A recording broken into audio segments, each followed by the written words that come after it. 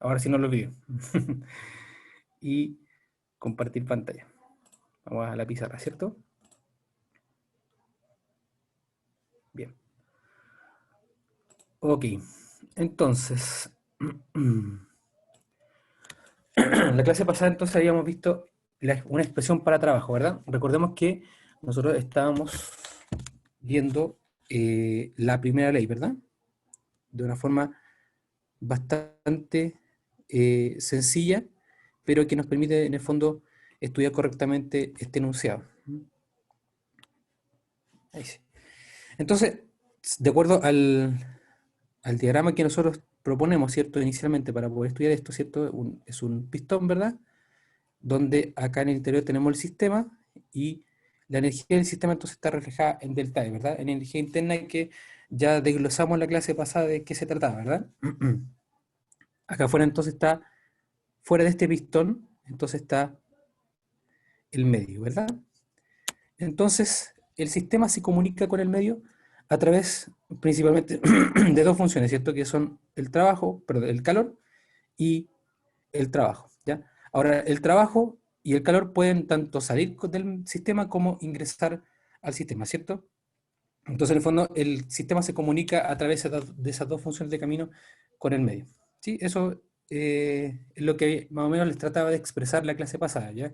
Que por eso ocurre ese balance de energía entre calor y trabajo, porque en el fondo si yo quiero ingresar calor al sistema, entonces lo más seguro es que se transforme parte de ese calor en energía interna y parte a lo mejor ese calor se transforma también en trabajo y viceversa, ¿ya?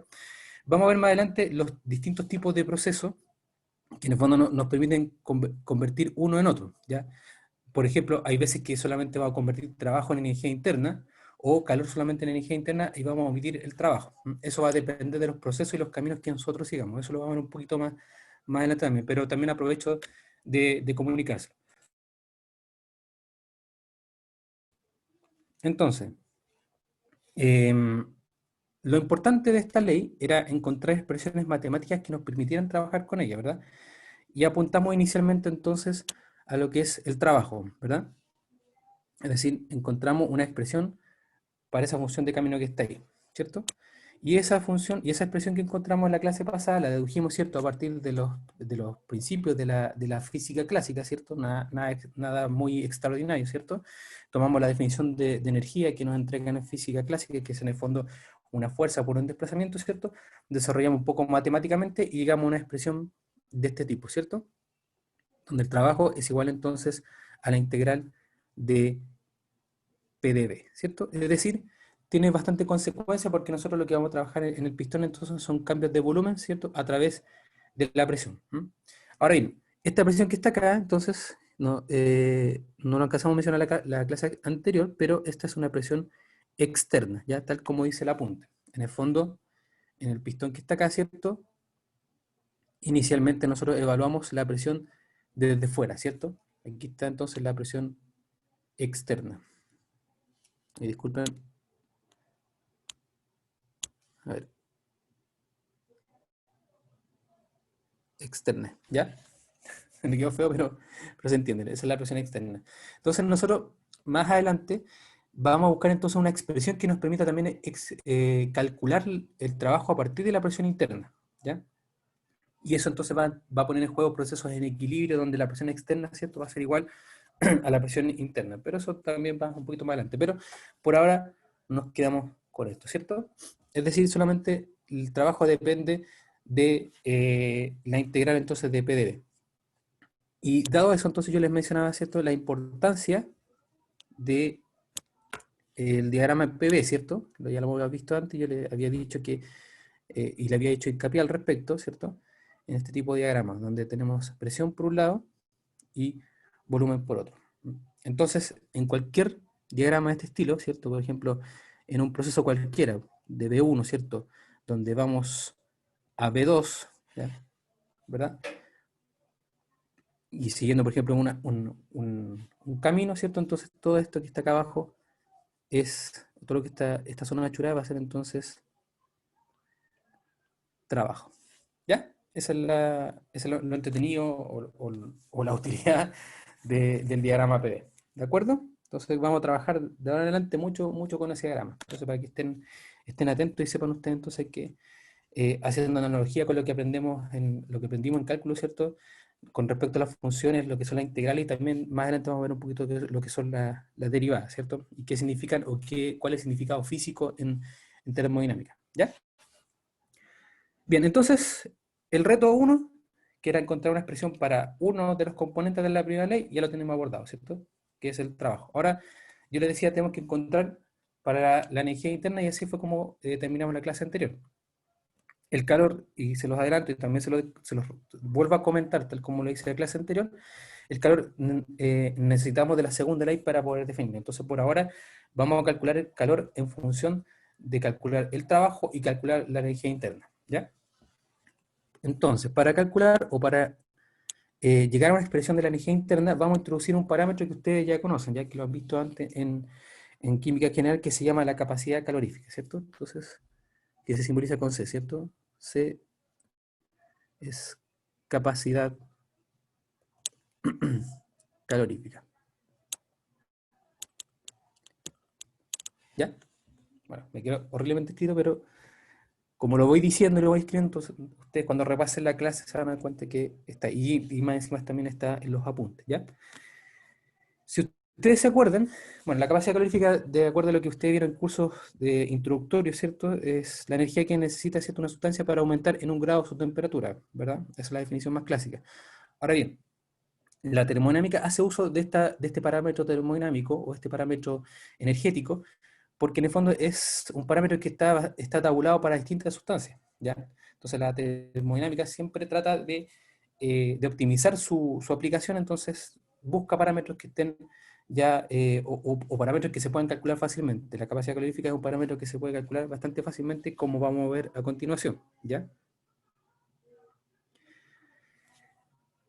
La capacidad calorífica entonces se define, como ustedes también podrán verlo en el apunte, se define como el límite, ¿cierto?, de el calor representado por Q, ¿verdad? El límite de delta T cuando tiende a cero, ¿cierto? De Q partido por delta T, ¿ya? Como delta T tiende a cero, entonces eso quiere decir que en el fondo es una derivada, ¿cierto? ¿Se acuerdan que las derivadas se definían cuando la variable independiente tendía a cero? Bueno, esto es exactamente lo mismo y es lo que vamos a aplicar como principio termodinámico, ¿ya? Entonces se puede reescribir como el dQ, ¿ya?, dividido por el dt. Ahora, el dq o ese dq y ese dt no son iguales. Si ustedes se fijan, lo que traté de escribir acá arriba, que voy a mostrarlo con el Spotlight, lo que traté de escribir aquí arriba es distinto de lo que está acá abajo, ¿ya? Este es un delta y este es un d. Entonces les comento que, y eso lo voy a ver un poquito también más adelante, pero que este símbolo que está acá, el delta, está relacionado con funciones de camino, ¿ya? Y el D está relacionado con funciones de estado, ¿de acuerdo? ¿Se acuerdan que habíamos dicho que las funciones de estado solamente dependen del estado inicial y estado final, ¿cierto? En cambio, las funciones de camino no existen en los estados termodinámicos, ¿cierto? Pero existen entre medio de ellos, es decir, existen en el proceso que va desde un estado 1 a un estado 2, ¿verdad? Por lo tanto, desde el punto de vista matemático, esto se le conoce como una diferencial inexacta. ¿Ya? Diferencial inexacta. Y acá entonces se le conoce como una diferencial exacta. Y eso en el fondo van a ser las cosas que vamos a estudiar un poquito más adelante en matemática, ¿ya? O en la parte matemática de la termodinámica, porque estas diferenciales inexactas y exactas son muy, muy importantes para poder calcular entonces las funciones, cómo cambian infinitesimalmente, ¿ya? Por eso entonces vamos a ocupar herramientas del cálculo, ¿ya? Por ahora, ya teniendo también esto que está acá, esto que está aquí ya teniéndolo más o menos claro, ¿cierto? Y delineado para el futuro, entonces nos vamos a quedar por ahora con la definición de capacidad calorífica, ¿ya?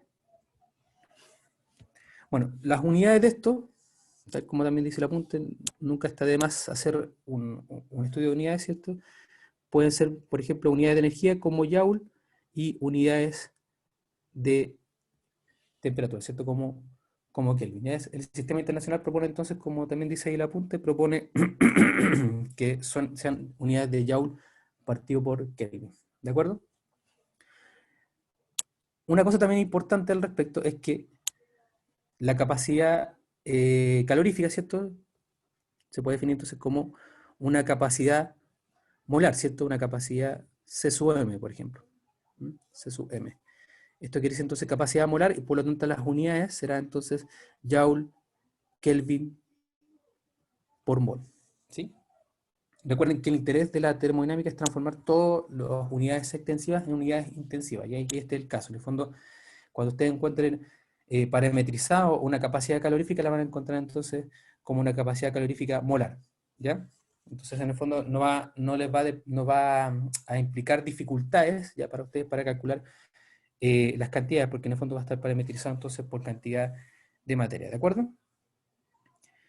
Bien, en esta capacidad calorífica se va a transformar en algo bastante importante en esta parte del curso porque vamos a estudiar principalmente dos capacidades caloríficas o dos maneras de calcularla, que son la capacidad calorífica a presión constante y la capacidad calorífica a volumen constante.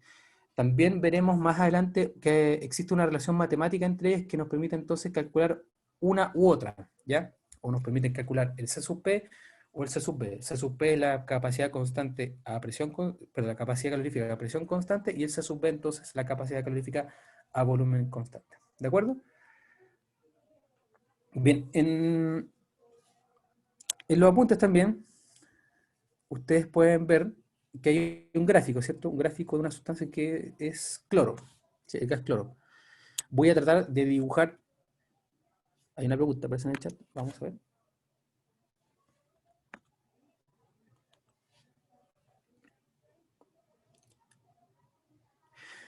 ¿Lo dije al revés? Ya, lo que tú dices es cierto, es extensivas en intensivas. Ya, si lo dije al revés, está incorrecto. Extensivas en intensivas, ¿cierto? Porque las extensivas dependen de la masa y las intensivas no. Entonces, las intensivas serían en el fondo las propiedades molares, ¿cierto? Como la capacidad molar. ¿Ya? Así que eso, si lo dije al revés, muchas gracias. Que, hablando, es que estar aquí en esta modalidad es como estar en la radio, ¿ya? Entonces uno no escucha al público. Entonces, a veces puede meter las patas, pero gracias. Me alegro mucho que estén atentos. Pero la intención de la termodinámica es trabajar con variables intensivas, ¿ya? Es decir, que estén, ojalá, estén como capacidades, por ejemplo, como capacidad molar, ¿cierto? Como energía molar, como volumen molar, etcétera.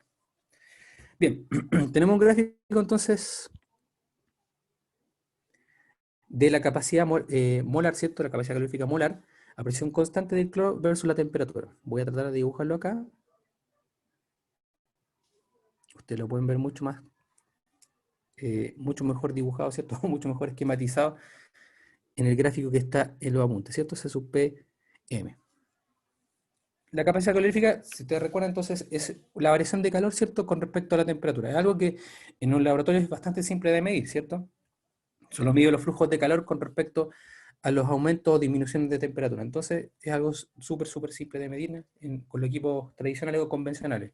Y si lo hago a presión constante, bueno, entonces obtendré el C sub P. ¿Ya? Entonces, no es algo extraordinario o muy difícil de obtener. El gráfico entonces va más o menos así. Yo lo voy a dibujar a grosso modo, ¿ya? Sin tanto detalle, pero sepan ustedes que estamos haciendo referencia al mismo gráfico.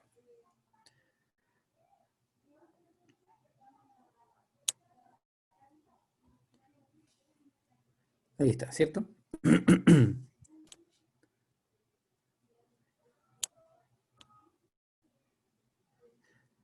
Es importante estas líneas punteadas, ¿ya? Porque son cosas distintas o reflejan cambios. De acuerdo entonces al diagrama, tenemos entonces aquí la fase sólida, ¿cierto? La fase líquida y la fase gaseosa.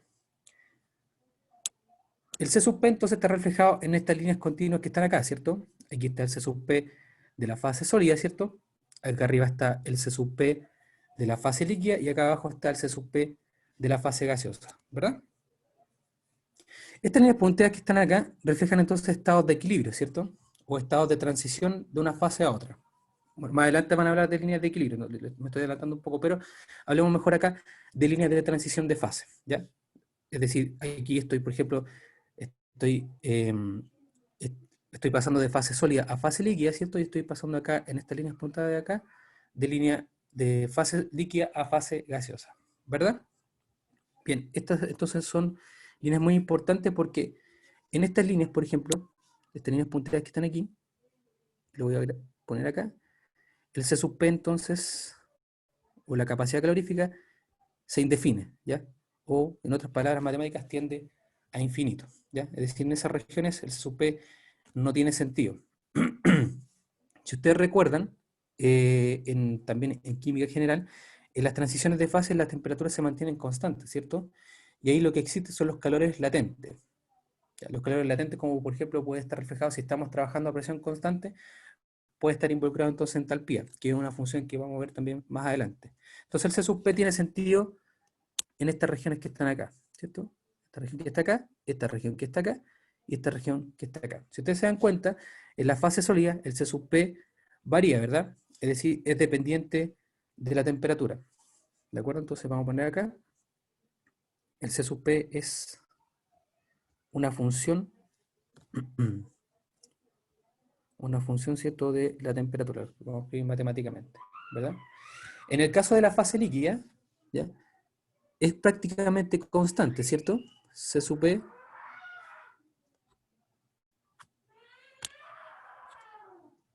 es prácticamente constante.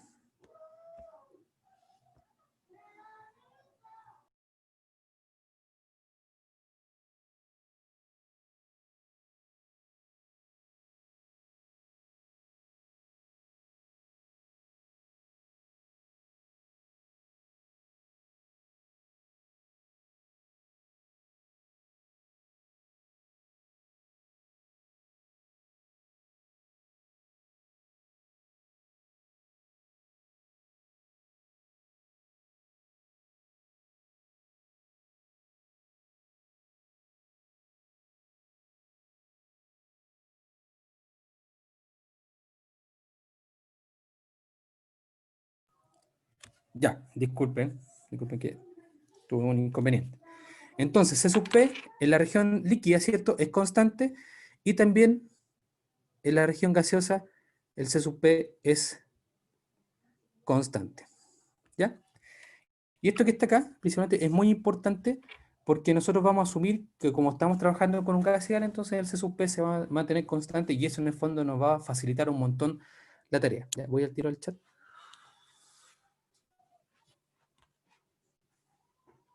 Ya, sí, disculpen que yo corté el audio porque tuve un pequeño inconveniente, pero ya todo bien. Entonces, en el C sub P, ¿cierto? En la zona de gaseosa, entonces tenemos C sub P constante, ¿de acuerdo? Y en la zona de transición, ¿cierto?, que está reflejada por las líneas punteadas, entonces tenemos un C sub P que tiende a infinito o un C sub P que se indefine, ¿cierto? Ahora, ¿qué pasa? ¿Por qué el C sub P va cambiando, por ejemplo, en la fase sólida? ¿Ya? Eso tiene una explicación que se puede encontrar, ¿cierto?, en la parte microscópica. ¿Mm? Y es porque en el fondo, en la fase sólida, a medida que yo voy calentando, ¿cierto? A medida que yo me voy moviendo de izquierda a derecha, ¿cierto? Aumento la temperatura, por lo tanto, las vibraciones en el estado sólido empiezan a aumentar, ¿cierto? Se empiezan a poblar algunos estados vibracionales. En el estado líquido, ¿cierto? Eh, se activan estados translacionales, ¿cierto? Y rotacionales, es decir, los movimientos y las rotaciones, ¿cierto? Y también más estados vibratorios. A medida que aparecen más estados vibracionales, translacionales, perdón, aparecen más estados vibracionales. Por lo tanto, el C sub P aumenta, ¿cierto? Tal como ustedes lo pueden ver acá, ¿ya? El C sub P aumenta. Luego de eso tiene una caída brusca, ¿cierto?, en la fase gaseosa, porque en el fondo lo único que se activan son los estados translacionales, ¿cierto? Es decir, las moléculas o las partículas en este caso se pueden mover mucho más en la fase gaseosa, pero los estados translacionales no tienen tanta energía como los estados vibracionales, ¿de acuerdo? Entonces, la explicación del punto de vista microscópico o del punto de vista atómico o molecular nos provee entonces nos provee algo satisfactorio para poder entender lo que está ocurriendo, ¿ya? A eso, o sea, eso a la termodinámica no le importa tanto, ¿cierto? Lo hemos dicho un montón de veces, pero el gráfico en el fondo sí refleja eso. Y para tener entonces una explicación adecuada y ustedes tampoco queden pensando, bueno, o se queden con la duda, porque les planteo entonces, o les propongo esa explicación inicial, ¿ya? Entonces, en la fase sólida, el C sub P tiene una dependencia acusada, ¿cierto? Tal como vemos acá. En la fase líquida casi es constante y en la fase gaseosa también es casi o prácticamente constante. ¿De acuerdo? Bien. Ahora, yo les había mencionado que tenemos distintas maneras, ¿cierto?, de calcular la capacidad calorífica, ¿verdad? A presión constante o a volumen constante. Veamos entonces eso con un poquito más de detalle. ¿Alguna pregunta hasta acá? ¿Todo bien? ¿Me van siguiendo? ¿Va muy lento? ¿Va muy rápido? Ustedes me dicen, ¿ya? A lo mejor esto es muy básico, quizás, y estoy metiendo muchas chácharas. Javier, dígame.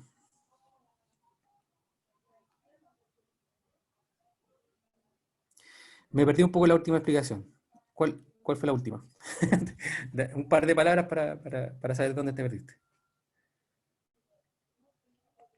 Ah, ya, el estado, ya, perfecto.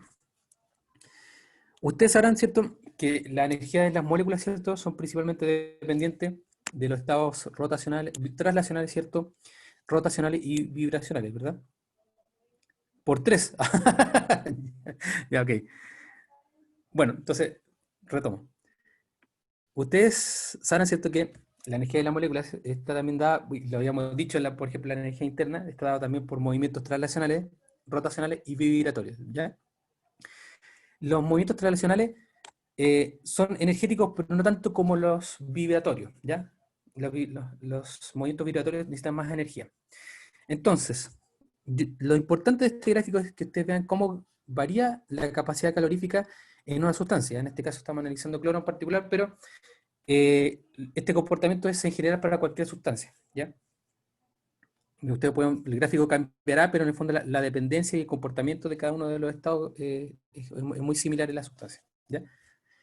Entonces, en el caso del estado sólido, ¿ya? Ustedes cuando empiezan a calentar, ¿cierto? Es decir, nos movemos de izquierda a derecha, los estados vibracionales se empiezan a activar, ¿cierto?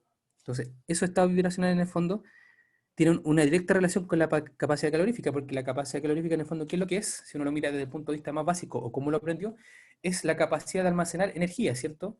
De una sustancia. Por lo tanto, una manera de almacenar energía es a través de la energía cinética, ¿cierto?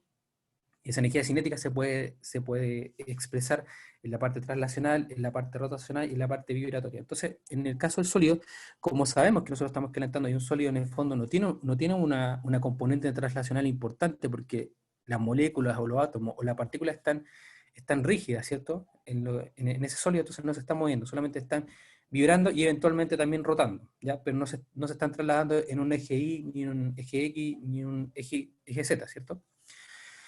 Luego de eso, una vez que traspasan entonces, o hay cambio de fase, es decir, de sólido a líquido, ahí sí las moléculas se empiezan a mover, o las partículas, ¿cierto? Sabemos que el estado líquido es más fluido que el estado sólido, por lo tanto hay modos translacionales que se activan, ¿ya? Y eso en el fondo, cada modo translacional trae asociado modos vibracionales, ¿ya? Eso no lo vamos a ver en este curso porque es más parte de la química cuántica, ¿ya? O también lo pueden ver en procesos en fotoquímica, pero no sé si tienen esos cursos, ¿ya? Pero no quiero adentrarme mucho para no confundirlo. Pero créanme que se activan más modos acá translacionales y también vibratorios. Entonces, eso produce entonces un aumento del C sub P. Recordemos que el C sub P está reflejado en ese eje Y. En este caso, en la fase líquida, ya se poblaron la mayor parte de la energía vibratoria se pobló, o los estados vibratorios ya se poblaron, y también la mayor parte de la componente translacional también se han activado, ¿ya? Lo único que queda por activar cuando yo hago un paso de fase desde la fase líquida a una fase gas, entonces es la componente translacional. Y la componente translacional entonces no tiene tanta energía como la vibracional. Por lo tanto, por eso entonces cae el C sub P, ¿ya? Y el C sub P en el fondo, si hacemos una conexión desde lo macro, que ese es el C sub P, a lo micro, el C sub P es un directo reflejo de esas energías, de esa energía translacional, energía rotacional, energía vibracional e incluso energía electrónica, ¿ya? Pero energía electrónica dice un poco más allá también, y sabemos que los electrones no están regidos por las leyes clásicas de la física, entonces por eso lo dejo un poquito aparte. Pero en el fondo el C sub P expresa todo eso, es la capacidad de la sustancia para poder almacenar energía, y la almacena en esos distintos componentes, translacional, rotacional y vibracional. ¿Sí? No sé si habrá quedado un poquito más claro. Ustedes me dicen por el chat. Sí, ya, qué bueno. Javier al menos creo que fue el que preguntó inicialmente y quedó más claro. ¿Mm? Ahora bien, no es de mi interés que ustedes me expliquen, o sea, del curso, no es que, no es que no me interese a mí, pero no es de interés del curso que ustedes expliquen eso por ejemplo, desde el punto de vista microscópico, ¿ya? Porque en el fondo el curso no está orientado a eso, pero es importante saber que el CSUP, claro, es un reflejo también directo de cómo se comporta una sustancia, ¿ya? Bien, entonces, para no perderlos más, vamos a estudiar un poquito cómo influye o qué datos podemos sacar nosotros del CSUP, es decir, de la capacidad calorífica a presión constante y CSUP, que es la capacidad calorífica a volumen constante, ¿ya?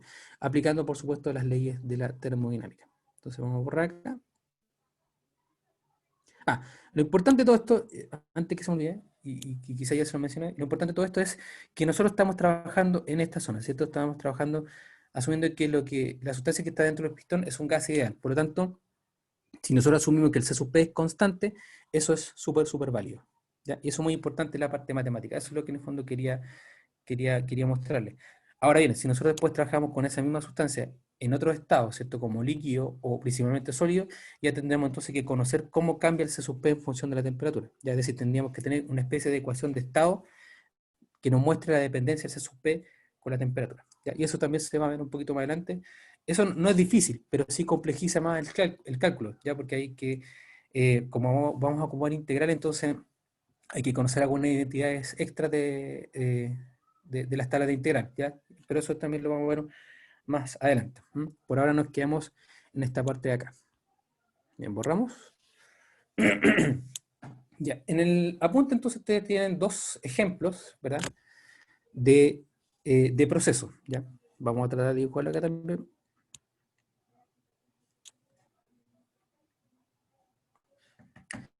Tenemos acá, ¿verdad?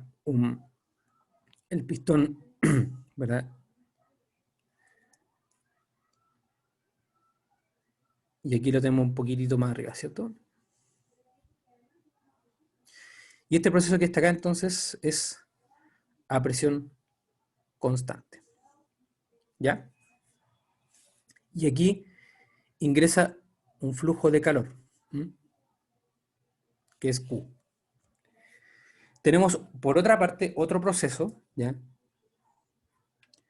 Que puede ser el mismo pistón, ¿cierto?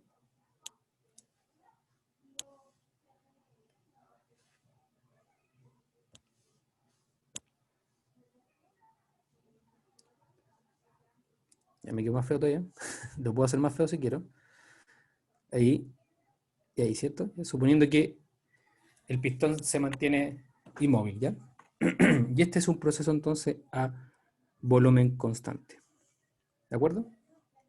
Y aquí también entonces ingresa un flujo de calor, que es el mismo flujo de calor que está acá, ¿ya? Este flujo de calor que está aquí es el mismo flujo de calor acá. Lo que cambia en el fondo es el proceso, ¿ya? Este es un proceso que está acá, vamos a agruparlo. Este proceso que está acá es a presión constante y este proceso que está acá entonces es a volumen constante, ¿cierto? Este sería como un estado 1, ¿cierto? Un estado 2 a presión constante y este sería un estado 1 y un estado 2, ¿cierto? A volumen constante, ¿de acuerdo? Bien, de acuerdo a la definición entonces de capacidad calorífica, nosotros podemos escribir la capacidad calorífica para cada uno de estos procesos, ¿cierto? Entonces, la capacidad calorífica a presión constante, ¿cierto? Capacidad calorífica molar será entonces el dQ, ¿verdad? A presión constante, dividido por el dt, ¿cierto? A presión constante. En este caso acá será entonces el C sub B molar, ¿cierto? Digo un poco grotesca la M. C sub B molar, ¿cierto? Será entonces el dQ a volumen constante partido por el dt a volumen constante, ¿verdad? Esa es la definición para capacidad calorífica y en el fondo lo que hemos hecho es adaptarla para cada uno de los procesos que están ahí. ¿Mm? Bueno, parece que no me va a quedar mucho espacio en la pizarra, pero vamos a ir en el mejor orden posible, ¿ya? Entonces recordemos la expresión de la primera ley, ¿cierto? hagamos también un refresco de que nosotros estamos trabajando con la capacidad calorífica porque en el fondo estamos buscando entonces una expresión que nos permite calcular en este caso la energía interna. ¿Ya?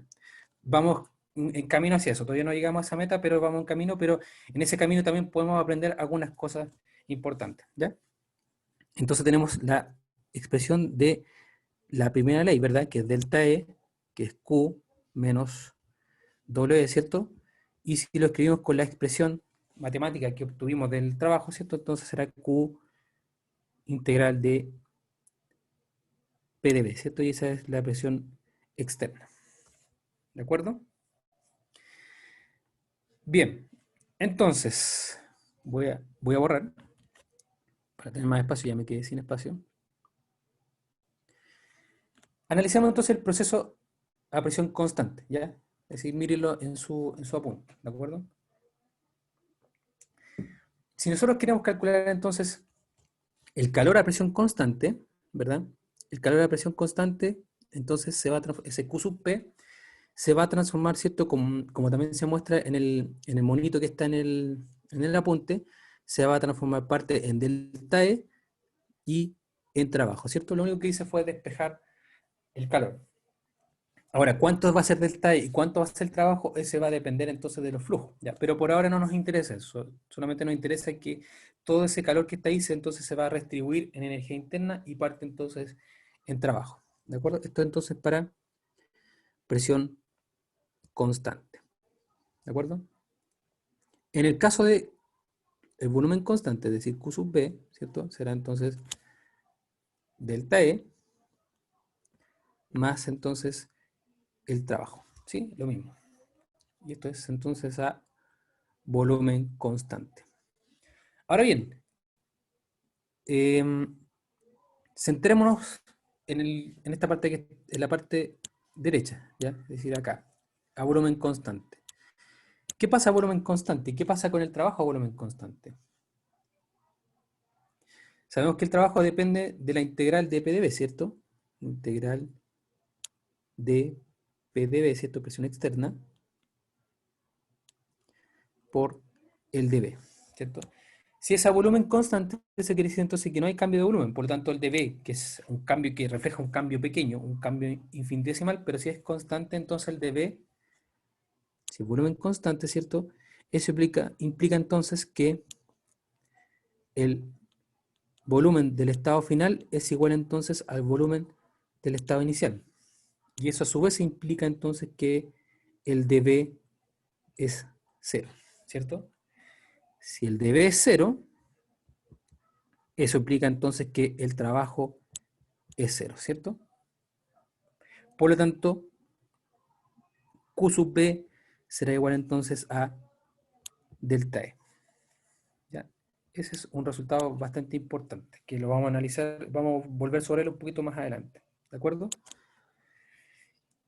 Y en este caso, en el caso derecho, ¿cierto? Perdón, izquierdo, de la presión constante, entonces el Q sub P entonces está compuesto por el delta E más el W.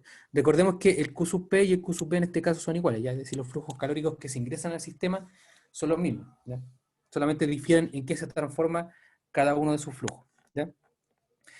Ahora bien, ¿qué significa en este caso que el Q sub B sea igual al delta E o a la energía interna del sistema? Significa entonces que, como yo les dije en las clases anteriores, el calor es en el fondo una función directa de la temperatura, ¿cierto? A mayor calor, mayor temperatura, ¿de acuerdo?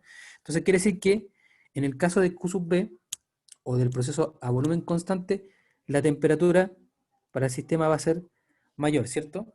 Mayor temperatura. En este caso, la temperatura para el sistema va a ser menor, ¿cierto? Si lo ponemos en perspectiva, entonces el dt, ¿cierto? De volumen constante, es decir, la variación de volumen constante, ¿cierto? De acuerdo a la definición de capacidad calorífica, va a ser mayor entonces al dt del proceso a presión constante. ¿Sí? Porque en el fondo el calor se transformó completamente en energía interna. ¿De acuerdo? Ahora bien, ¿qué consecuencias trae eso? Bueno, Si entonces reescribimos acá para no olvidar, dTV es mayor que el dt a presión constante, y reescribimos nuevamente las expresiones de C sub P, ¿cierto? C sub P molar es igual al dQ, ¿cierto? A presión constante, partido por el dt, y el C sub B molar dQ sub B, ¿cierto? Partido por el dt, B, y este es el dt, P, ¿cierto? Si lo que está acá es cierto, ya, y lo acabamos de comprobar con un análisis bastante simple, entonces eso quiere decir que el denominador de este es bastante grande, ¿cierto? El dTB es más grande que el dTP, ¿cierto? Si eso es así, entonces quiere decir que el C sub B es más pequeño frente al C sub P. Entonces, como conclusión final de esto, podemos entonces decir que el C sub P M, ¿cierto? Es mayor entonces que el C sub B molar en todo ámbito, ¿ya? Ahora bien, nosotros lo que apuntamos en el futuro son dos cosas. Aquí tenemos algo que es importante, que a lo mejor no es tan comprensible en este momento, pero es importante en el futuro porque nos va a permitir obtener entonces una relación entre C sub P y C sub P. Voy al chat, que me están preguntando, parece.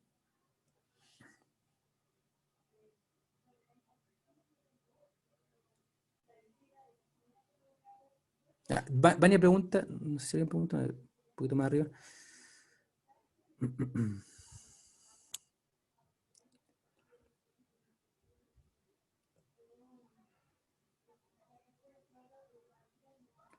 Valentín dice, me perdí. Ya. Y dice, ¿por qué dTV mayor que dTP? Es una buena pregunta.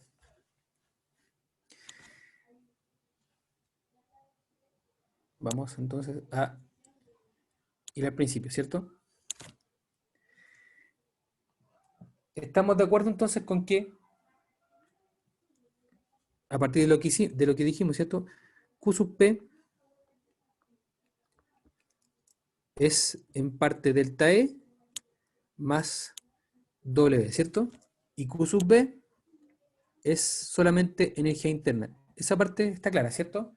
Como no hay trabajo, como no hay cambio de volumen, entonces no hay trabajo, ¿cierto? Porque es integral de P de B. Por lo tanto, el de B es cero, ¿cierto? Ahora bien,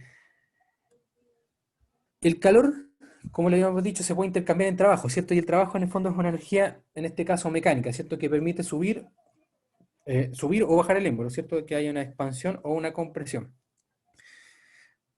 Y sabemos entonces que el calor, tal como lo habíamos definido eh, inicialmente, ¿cierto? Es proporcional a la temperatura, ¿cierto? A mayor temperatura, eso lo sabemos también intuitivamente, el calor es mayor a mayor temperatura, ¿cierto? O si provoca un aumento de temperatura importante en un sistema, entonces el calor de ese sistema será mayor, ¿verdad?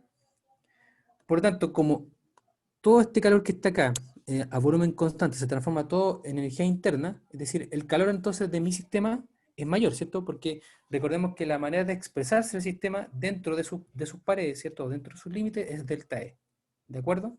Entonces, el calor acá, o en el fondo, el calor, más que el calor, porque el flujo calórico que se entrega es el mismo en ambos casos, pero la temperatura de este sistema, es decir, el dTB, y acá tenemos el dTP, ¿cierto? Como todo ese calor se transformó entonces en energía interna, entonces el dTB, o la diferencia de temperatura a volumen constante, va a ser mayor que la diferencia de temperatura a presión constante, porque parte de ese calor que estaba acá,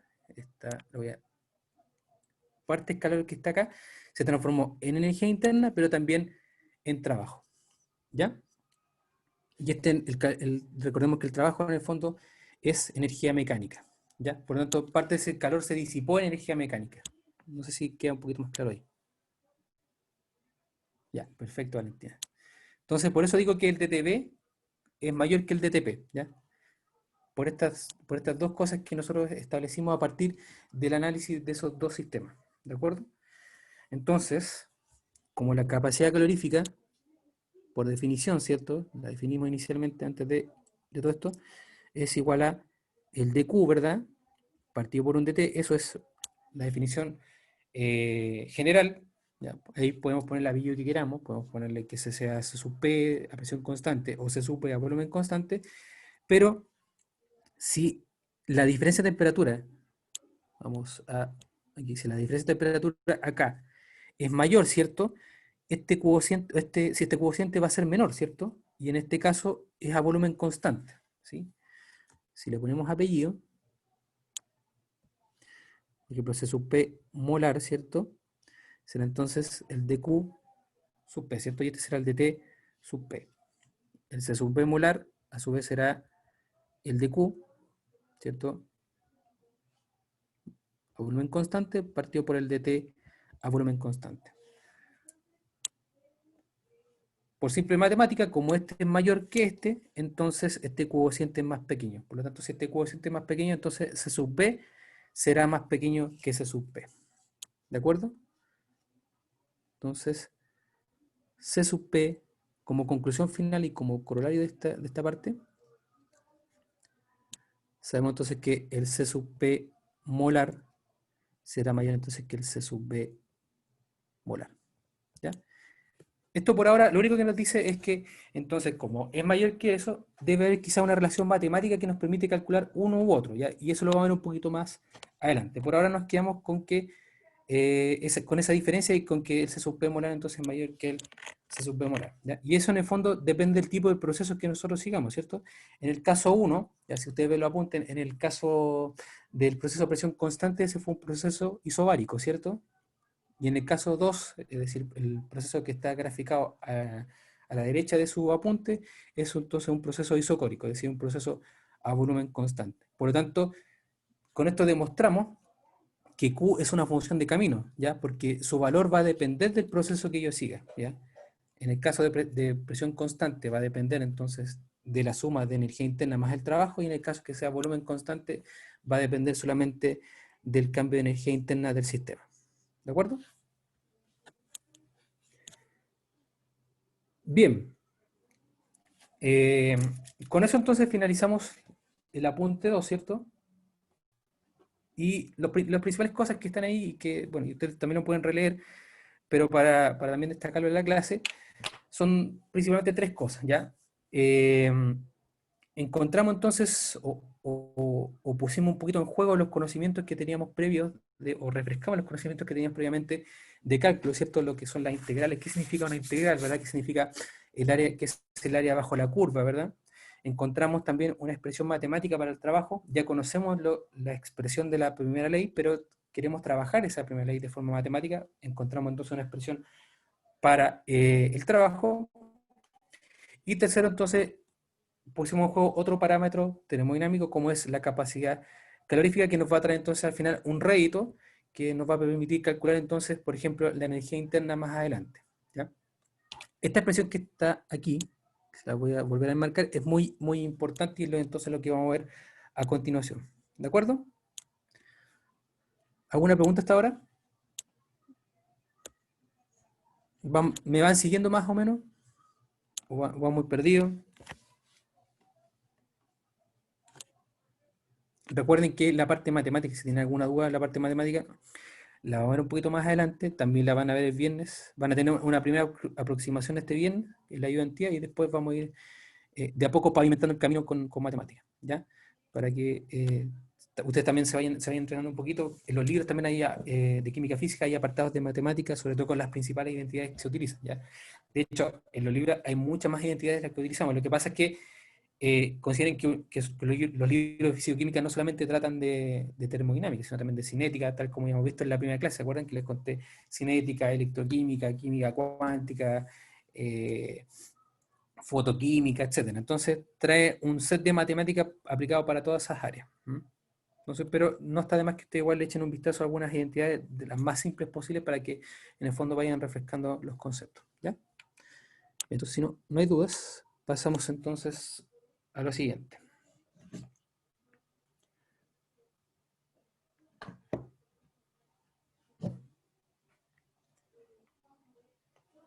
Con un poquito de agua, que quede seco. Bien, entonces, el C sub P molar, o C sub P, bueno, como quieran dibujarlo, C sub P molar entonces es dQ sub P dt, ¿verdad?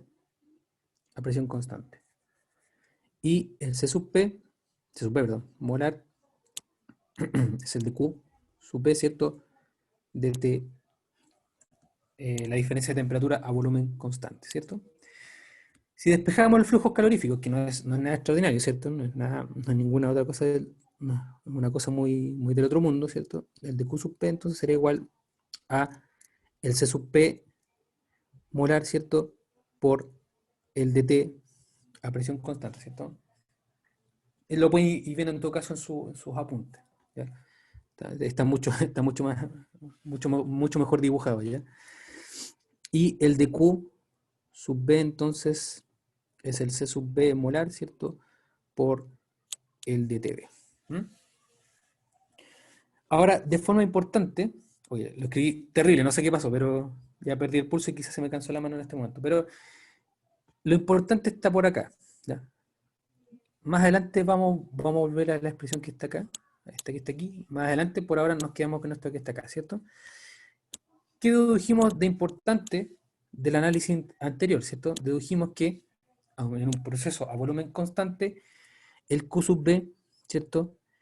Es igual al delta E. ¿Mm?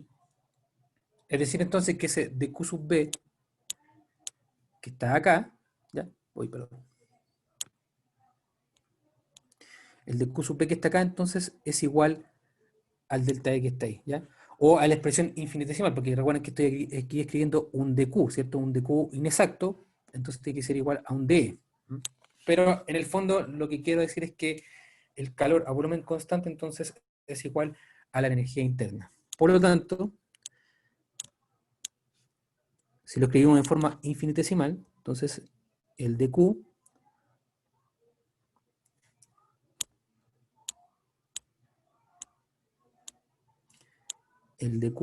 sub B, ¿cierto? Va a ser igual entonces al D, ¿ya? Eso escrito en forma infinitesimal. Entonces reemplazamos y el D entonces va a ser igual a el C sub B molar, ¿cierto? Por el dt.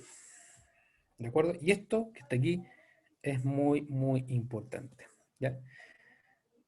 Porque entonces ya hemos encontrado una expresión para calcular eh, la energía interna, ¿cierto? En este caso de un gas ideal, ¿ya?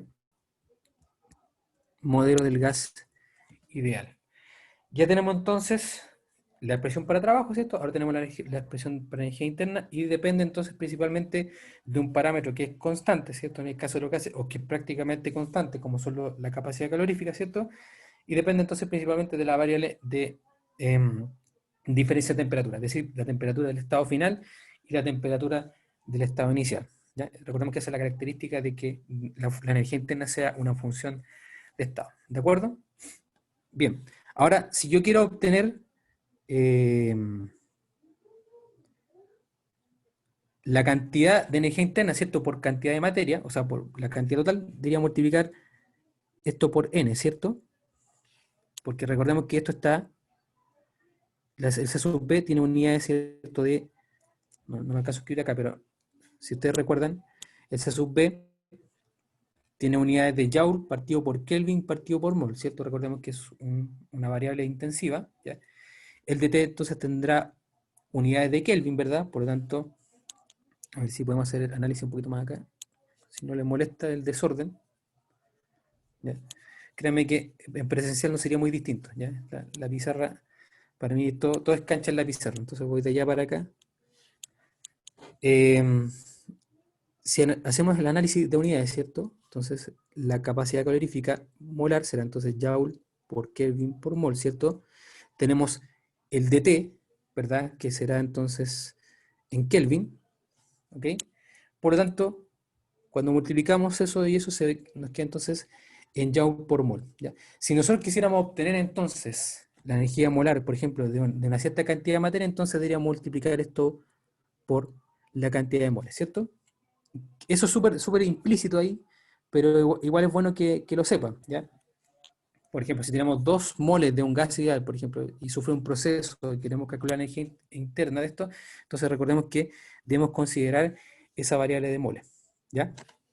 como esto entonces está expresado en mol, entonces esos moles que están ahí se van con esos moles, por lo tanto me queda entonces en unidades de energía, que en este caso serían joule. ¿Ya? Voy al chat.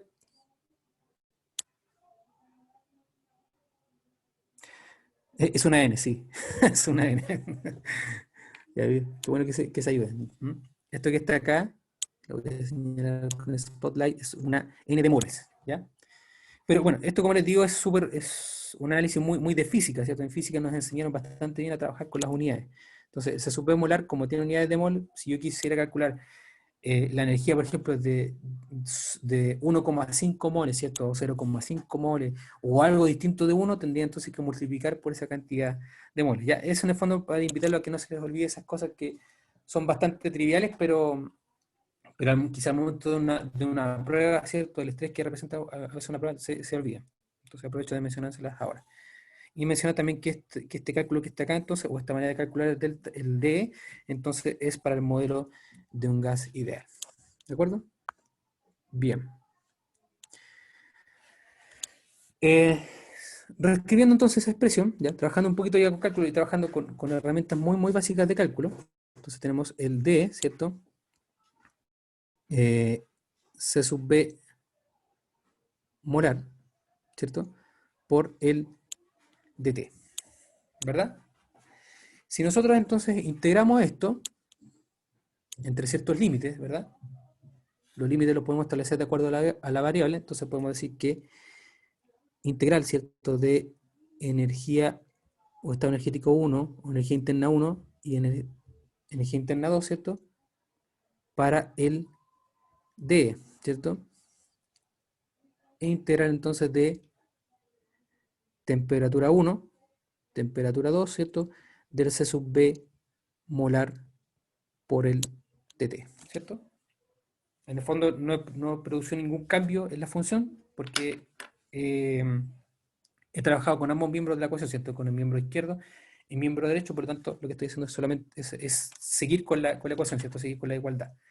Si integramos esta expresión que está acá, ¿cierto? El d, entonces nos queda delta E, ¿cierto? Si ustedes recuerdan, una identidad bastante fácil, ¿cierto? Si yo le voy a hacer por aquí el rincón, dx, por ejemplo, ¿cierto? El dx, la integral de x es delta x, ¿cierto? O x final menos x inicial. Y eso para cualquier variable. ¿Verdad? Entonces, aplicando esta identidad que está ahí, ya que es de las más simples, entonces la integral de la energía interna va a ser el delta E. ¿Verdad?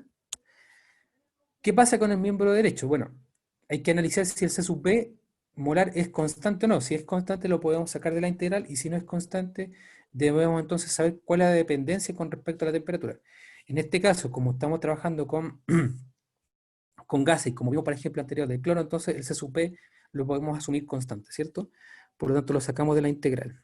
C sub B M por el dt y la integral de dt, ¿cierto? Sería T1 T2. ¿Ya? La integral de dt, es decir, lo que está acá, es similar al tratamiento que recibió d, ¿verdad? Por lo tanto, delta E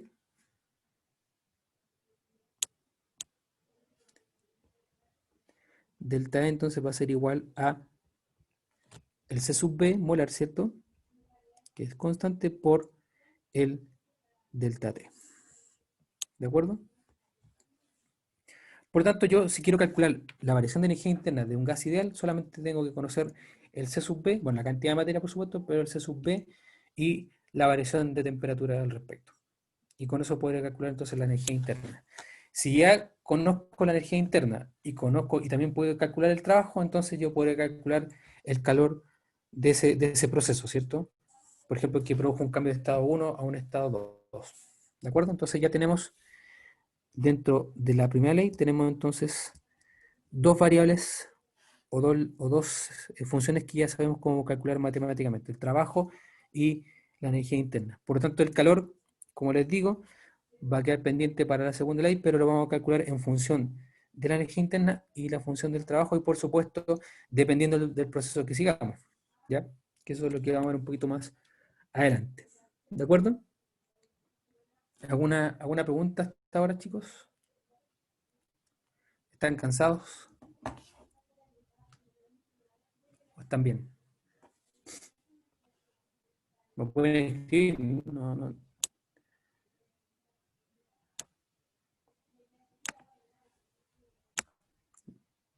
Voy al chat. Javier, por favor, dígame. Javier tiene una duda.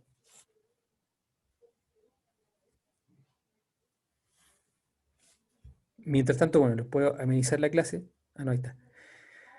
En la diapositiva anterior añadió el N. Ujú.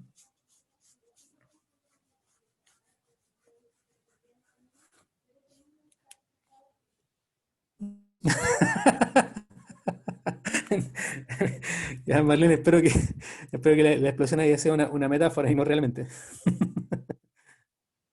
Ah, Javier entonces no entendió el N. Ya. Volvamos a análisis. Generalmente, para que unidades de medida quedarían, de acuerdo al delta de ella.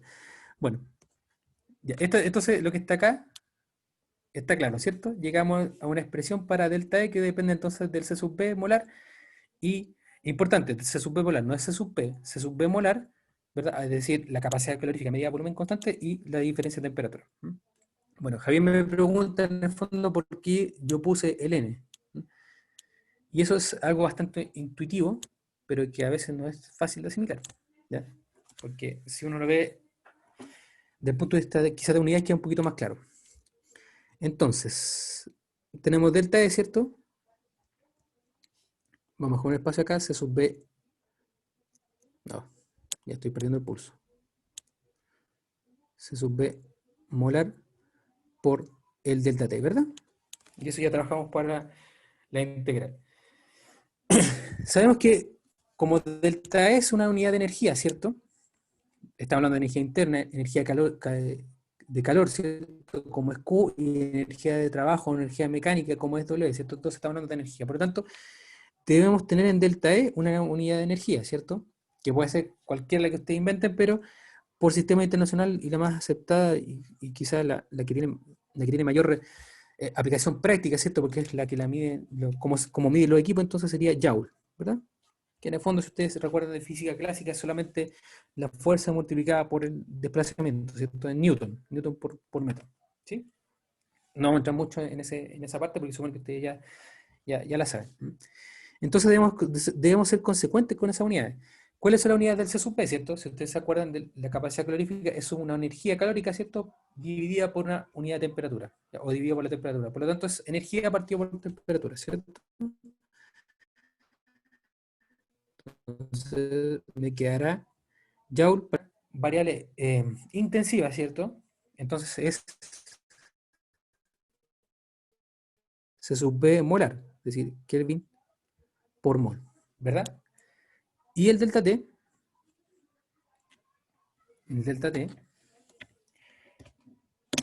entonces será por Kelvin, ¿cierto? Hasta ahí todo bien. Entonces, con Kelvin se va. Ahora bien, si yo tengo un mol de un gas ideal, por ejemplo, y lo someto a un proceso y quiero calcular su delta E, entonces me bastará solamente con multiplicar el C sub B molar por el delta T, ¿cierto? Porque será Joule por mol. ¿Sí? El Joule de energía por cada mol de gas ideal. Pero si yo tuviera un N distinto a 1, ¿ya?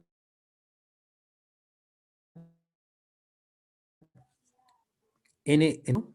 Entonces yo debo calcular cuánto es realmente la energía interna de esa sustancia porque el N es distinto de 1, ¿cierto? Ya no es molar. Por lo tanto, en el caso que N es distinto a 1, y para que me queden unidades de Joule, entonces yo introduzco N, ¿ya? N por C sub B molar por delta T, ¿ya? Ahora, si ustedes quieren, y les es más fácil, ustedes pueden omitir ese N y solamente multiplicarlo y hacerlo intuitivamente, ¿ya? O sea, es decir, yo obtengo un Joule por mol, ¿verdad? Una cantidad de energía por cada mol de esa sustancia o de ese gas ideal, y por lo tanto, si quiero saber cuál es la energía de una cantidad distinta a un mol, entonces solamente multiplico por ese N. ¿De acuerdo? Yo se los planteo así, pero si a ustedes les incomoda o les hace ruido, entonces solamente multipliquen C sub B molar por el delta T y luego eso multiplican por la cantidad de mol y se acaba la historia. ¿Ya? Como a ustedes les sea más cómodo, es lo más importante, ¿ya? Recuerden que la termodinámica es una disciplina práctica, ¿ya? Pragmática, entonces lo mismo les aconsejo a ustedes que también quizás a esta altura sean un poco prácticos para que no se entrampen demasiado con algunas cosas. No sé si habrá quedado claro, Javier. ¿Te habrá ayudado un poquito más?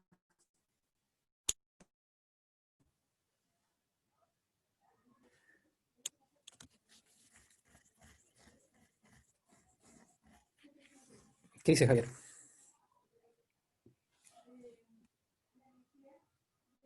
Ah, ya. Lo que pasa es que, ya, claro, exactamente, no incluye el N, porque el N, tal como lo habíamos dicho en la clase anterior o antes que esa, la cantidad de materia por ahora la vamos a mantener constante, ¿ya? Entonces también N entra también en la misma categoría, por decirlo así, en la categoría, hablando desde el punto de vista matemático, entra en la misma categoría que S sub B, ¿ya? Es decir, ambos son constantes y los sacamos de la integral, y exactamente da lo mismo, ¿ya? O sea, yo puedo integrar S sub B por dt, saco el C sub b, ¿cierto? De la integral, dejo dt dentro de la integral, hago todo el cálculo, ¿cierto? Integro dt, qué sé yo, y luego eso puedo multiplicar por los moles porque los moles también son constantes. ¿Ya?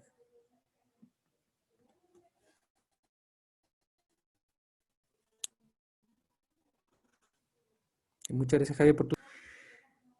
Bien, eh, vamos a dejar hasta acá hoy, porque lo que viene después es ya un poquito de... No es matemática compleja, pero son conceptos que quiero que los tengan súper bien asentados porque van a ser importantes en el futuro. ¿Ya? De hecho, en la segunda parte del curso ustedes van a trabajar prácticamente con funciones de estado. Entonces es muy importante que entiendan bien las propiedades de esta función de estado, sobre todo las propiedades matemáticas. ¿Ya? Entonces vamos a analizarlo con más calma el próximo lunes, en el mismo horario de hoy, por supuesto, el horario de clase, y entonces el viernes recuerden que tienen ayudantía con Oscar. ¿Ya? Entonces, ¿alguna pregunta, chicos? Bueno, si repasamos la clase de hoy rápidamente con estos minutos que nos quedan, entonces vimos la diferencia que existe entre C sub P, ¿cierto? Y C sub B. Sabemos que hay una diferencia ahí y que esa diferencia nos va a traer en el futuro un fruto que va a ser una relación matemática entre C sub P y C sub B. ¿Ya? Todavía no la hemos encontrado o todavía no la vamos a plantear porque quizás no tiene sentido, pero eso nos deja ahí como un stand-by, ¿verdad? Y lo analizaremos más tarde. Lo más importante de esta clase es que encontramos entonces eh, una expresión para la energía interna para poder calcularla en función, por ejemplo, de un gas ideal, ¿ya? Entonces, esa energía interna depende del C sub P y depende entonces de la diferencia de temperatura. ¿De acuerdo? También vimos muy de reojo la diferencia entre los distintos procesos, ¿cierto? Al analizar C sub P y C sub B vimos que si vamos por un proceso isobárico, ¿cierto? Decía presión constante, o vamos por un proceso isocórico, se obtienen distintos resultados para funciones de camino, ¿ya? Y eso es muy importante porque eso en el fondo nos corrobora de que las funciones de camino dependen del proceso que yo siga, ¿ya? ¿De acuerdo? Y eh, explicamos un poquito de algunas identidades muy básicas en el caso de las integrales, ¿cierto? Como integrar, por ejemplo, los de t, los d, ¿de acuerdo? Son identidades bastante simples y bastante básicas, pero que nos ayudan un poquito a refrescar la memoria, ¿cierto? Y también ya hemos visto que van a ser bastante útiles en el caso de los diagramas PV, ¿cierto? Donde vamos a obtener generalmente la curva, o el área bajo la curva va a representar trabajo, ¿ya? Y va a depender si nos movemos, por ejemplo, de una expansión o una compresión, si va a ser el trabajo de expansión o compresión, que es lo que vamos a ver entonces en la próxima clase, ¿ya? Pero antes de iniciar la próxima clase, o sea, antes de ver eso, vamos a ver un poquito, muy de reojo, muy rápido, algunas propiedades matemáticas de las funciones de estado y las funciones de camino que nos ayuden más claramente a diferenciar ese tipo de funciones, ¿ya? Chat. Sí, sí, Nicolás, en horario de clases, ya, ayudantía. Generalmente, la gente van a ser los viernes, ¿ya? La disponibilidad de Oscar. Salvo que quizá hay algún, no sé, un contratiempo, algo así, pero siempre le avisaré con, con, el, con, con la premura suficiente para que usted tome los recuerdos, ¿ya? Eso pues chicos, un placer entonces, ¿m?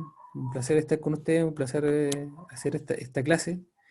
Espero que les haya quedado lo más claro posible, ¿ya? El intento, y si no, bueno, me pueden escribir, podemos también A lo mejor al principio de la próxima clase también podemos abordar algunas dudas que ustedes tengan. ¿Mm? Cuídense entonces, que tengan un excelente día miércoles y un excelente resto de semana, ¿ya? Mucho, mucho éxito en esta semana. Cuídense, un abrazo, ¿ya? Chao, chao.